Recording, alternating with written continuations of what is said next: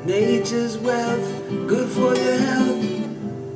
This is the Raw Life Health Show. I'm doing an episode on women and breastfeeding and how to raise healthy kids. Ramsey, there's Karen. Karen wrote a book. Tell them the name of your book, Karen. Tell them the name. Karen, tell everyone the name of your book. Creating Healthy Children. Nice. Through attachment parenting and live food nutrition. You know, Karen, I'm doing an episode on women and breastfeeding and how to raise healthy kids.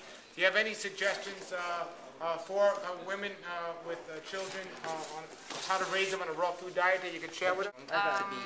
First of all, long-term nursing is very important. 2 How to long is 5 it? 2 years to or 5 years. longer. Wow. It should, the baby should nurse as long as the baby wants, and it should be child-led weaning so that the baby decides when the baby doesn't need it anymore, because it's not only for nutrition, breast milk is also for the emotional bonding. Very, very important. As far as eating and nutrition, the baby should eat when the baby is really ready. The baby should not be forced to eat. And a lot of these babies that are being fed at 4 months and they're not really ready to eat, it's going to cause problems with digestion and can cause allergies later on. So there are some children who don't eat until between 1 and 2 years old. But if a child does have a full set of teeth and wants to eat towards the end of the first year, the best thing is to start with small bite-sized pieces of fruit, and then to gradually, between ages 1 and 2, increase the fruits and then go to vegetables, and much later the nuts and seeds.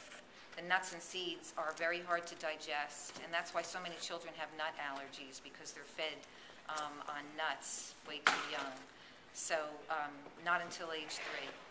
The most important things, number 1, is making it as fun as possible.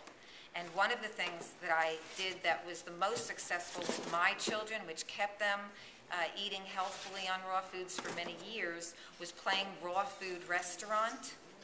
And I talk about that in detail in my book, but just getting your kids to make their own menus, buying them small kitchen equipment like a mini food processor, a mini juicer, a mini blender.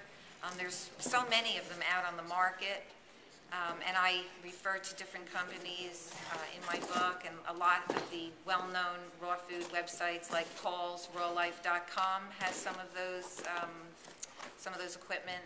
So getting your children to use the equipment, because kids love that. They love getting involved. They love using equipment, and creating menus and making it fun, and having them create their own names for the recipes. They love fun names. We always use really catchy names. So those are all things that would be good tips. And also getting them out in nature, getting their hands in the soil, bringing them to your local organic farm, or letting them volunteer, even as young, even pretty young. If you go with them, very often the farmer will let you all volunteer. Just getting them out into nature and traveling and getting books out. Like I have a book called Fruits and Vegetables of the World, and looking at all the pictures in the book and seeing the different fruits and vegetables of different areas of the world. And when you get there, going to markets and farms and talking about it with your kids, so that it's worked into your life. That you're with your children and you're talking about fruits, vegetables, nuts, and seeds, and it's just really fun and exciting for them. Give us the name of your book that's coming out. Creating Healthy Children And your Through website. Attachment Parenting and Live Food Nutrition. And my website is www.superhealthychildren.com. And people can contact you from there that have Yes. questions about raising healthy Yes. children. You want to give your phone number out now, or should I go to the Sure. website? I'll give you the phone number. It's 201-934-6778. Awesome. Wonderful. We're excited for your book, Karen. We can't I wait. am excited after Yeah. 7.5 years. Wonderful. Excited. There you have it. Karen Ramsey, New Jersey. New Jersey. If you're going to be out here, she'll definitely get in touch with you, and you guys do a lecture for her group out here. and just wonderful resources all here in the Northeast. New York City, just walking on the street, and we ran into a raw food mom, Jamie. And Jamie has a 15-month-year-old, and I'm doing this episode here on people raising kids on a raw food diet, young mothers who are breastfeeding on a raw food diet, and just women that are pregnant on a raw food diet, anything to do with children and a raw food diet and how to bring them up. So Jamie here is a raw foodist here from New York? Yeah. From New York, and what's your baby's name? Mara. Mara, beautiful Yeah, name. baby. And so tell us, what's your experience? I've been raw for a while. Okay, let's see, my tip would be to not worry if the baby isn't eating that much, because how much they eat is not necessarily an indication that they're going to be thin, or how much, if they're on breast milk, then that's all they really need, and not to be overly concerned about getting food in them as long as they're on breast milk. It's been a lot more than demanding than I expected being a mother. Be prepared when you're pregnant, because I thought I'm just going to do everything I used to do and have a baby under my arm and just live my life the way I always did, and it's not really like that. Just because you're raw doesn't mean everything's going to be perfect and your baby's never going to cry. You know, which I thought, oh yeah, you know, I'm going to have this perfect raw baby that's never going to cry and I'm never going to have any problems, you know. She's had, like, you know, runny nose a couple times, or that's about it, really. Well, the question was about breastfeeding and pregnancy.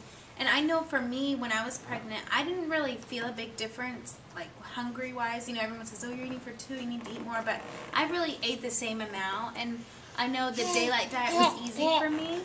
And when I was pregnant, and I had already been in the habit of not eating at least 3 hours before going to sleep, whether, you know, that was in the winter. You know, I may have eaten a little later, maybe when it was dark, but that's just one thing that I've done a lot. But now, you know, breastfeeding full time, I do find I'm a little more hungry, and so I am eating more now.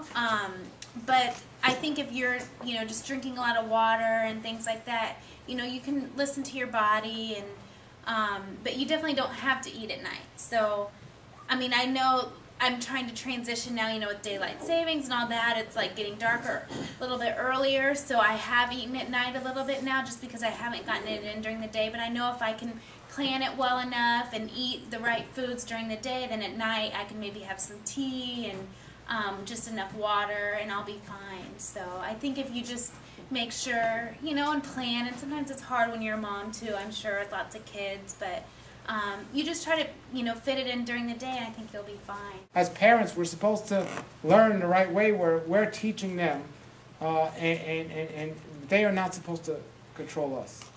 You know, and a lot of parents make that happen.